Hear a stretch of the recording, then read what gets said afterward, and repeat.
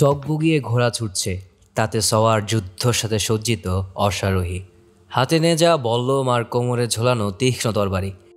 এমন একটি দৃশ্যের অবতারণা হতো কল্পনায়, কিন্তু কালে কালে সে জায়গা দখল করে হরেক রকম আগ্নেয়াস্ত্র। আগ্নেয়াস্ত্রের একটি অন্যতম উপাদান হলো গান পাউডার। সর্বপ্রথম চীন থেকে এটি উৎপত্তি ঘটলেও এর বিকাশ ঘটেছিল মুসলমানদের হাতে। হাসান আর রাম্মা তার গ্রন্থে সর্বপ্রথম এই গান পাউডার বা বারুদে ব্যবহৃত উপাদানসমূহের সঠিক অনুপাত নির্ণয় করতে সক্ষম হন, এবং তিনি এই বইয়ে বিভিন্ন যন্ত্রের প্রস্তুত প্রণালীও বর্ণনা করেন। এখান থেকে ধারণা নিয়েই মুসলিমরা টর্পেডো বানাতে সক্ষম হয়। মুসলিম সাম্রাজ্যের অন্যতম বৈশিষ্ট্য ছিল গুণীদের গুণের বিকাশে সর্বোচ্চ সহায়তা। সে কারণে প্রযুক্তির দিক দিয়ে সমৃদ্ধের শীর্ষে পৌঁছতে সক্ষম হয় তারা।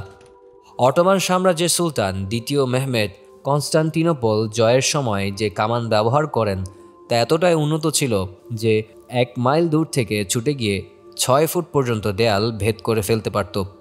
60 বছর ধরে এই কামান পাওয়ার জন্য ইংরেজরা প্রচেষ্টা করে।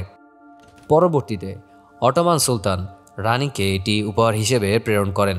বর্তমানে এটি ইংল্যান্ডের জাদুঘরে রয়েছে সুসজ্জিত, মুসলমানদের জয়ের গৌরবগাথার স্মারক হিসেবে।